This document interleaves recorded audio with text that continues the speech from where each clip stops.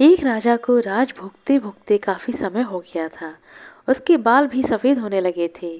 एक दिन उसने अपने दरबार में उत्सव का आयोजन किया और अपने गुरुदेव तथा इष्ट मित्रों को बुलाया और साथ में आसपास के सभी राजाओं को भी सादर आमंत्रित किया।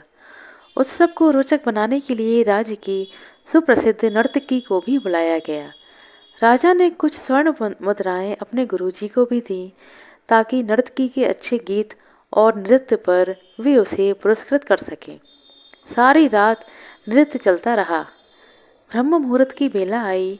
नर्तकी ने देखा कि मेरा तबले वाला ऊँघ रहा है। उसको जगाने के लिए नर्तकी ने एक दोहा पढ़ा।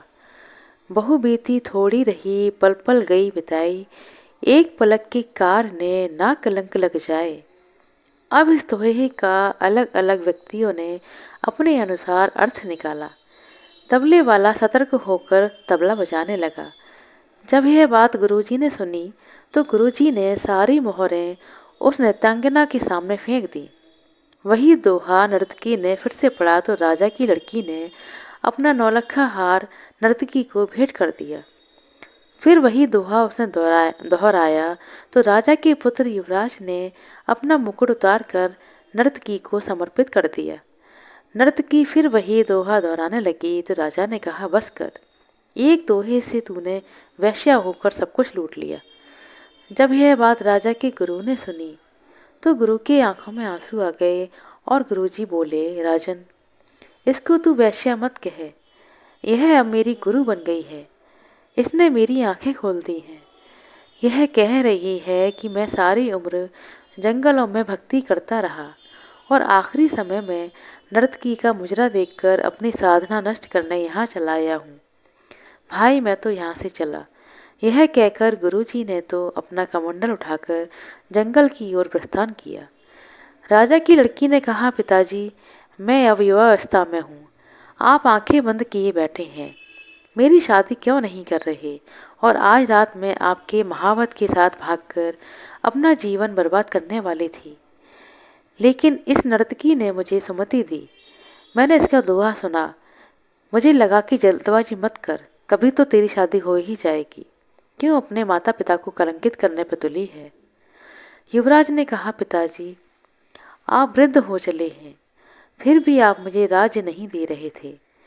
मैंने आज रात ही आपके सिपाहियों से मिलकर आपकी हत्या करने की योजना बनाई थी। लेकिन इस नर्तकी ने समझाया कि पगले, आज नहीं तो कल आखिर राज तो तुझे मिलना ही है। क्यों अपने पिता के खून का कलंक अपने सिर पर लेता है? थोड़ा सा धैर्य रख। जब ये सारी बातें राजा ने सुनी तो राजा को भी आत्मज्ञान हो गया।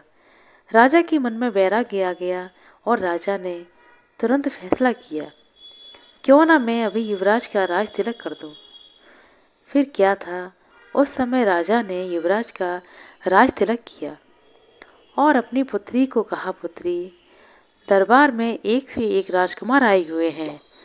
तुम अपनी इच्छा से किसी भी राजकुमार के गले में वरमाला डालकर उसे अपने पति के रूप में चुन सकती हो। राजकुमारी ने ऐसा ही किया और राजा सब त्याग कर जंगल में गुरु की शरण में चला गया।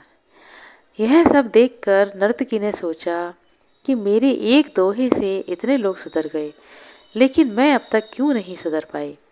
उसी समय नर्तकी के मन में भी वैराग्य आ गया और उसने उसी समय निर्णय लिया कि आज से मैं अपना यह बुरा काम बंद करती हूँ और कहा कि हे प्रभु, मेरे पापों के लिए मुझे क्षमा करना। बस आज से मैं सिर्फ तेरा नाम ही सिमरन करूँगी। समझ आने वाली बात है, दुनिया बदलते देर नहीं लगती। एक दोहे की दो लाइनों से भी हृदय परिवर्तन हो सकता है। बस केवल थोड़ा धैर्य रखकर चिंतन करने की आवश्यकता होती है। विशेष प्रशंसा से पिघलना मत, आलोचना से उबलना मत, निस्वार्थ भाव से कर्म करते रहो, क्योंकि इस धरा का इस धरा पर सब धरा रह जाएगा। बुद्धिमान वह है जो अपनी नेक कमाई से पुण्य कमा लेगा, क्योंकि यही पुण्य उसके साथ जाएगा। भवसागर से पार होने के लिए मनुष्य रूपी सुंदर नौका मिली हुई है। सतर्क रहो, कहीं ऐसा ना हो कि वासना के भंवर में पड़कर तुम्हारी यह नौका डूब जाए। आशा करते हैं दोस्तों आपको हमारे द्वारा सुनाई गई छोटी सी कहानी अच्छी लगी होगी। यदि कहानी अच्छी लगी हो, समझ में आई हो तो कृपया लाइक कर दें, शेयर करें। चैनल पर नए हैं तो सब्सक्राइब कर लें। अपना कीमती समय देने के लिए बहुत बहुत धन्यवाद। मिलते हैं अगले वीडियो में, तब तक के लिए नमस्कार।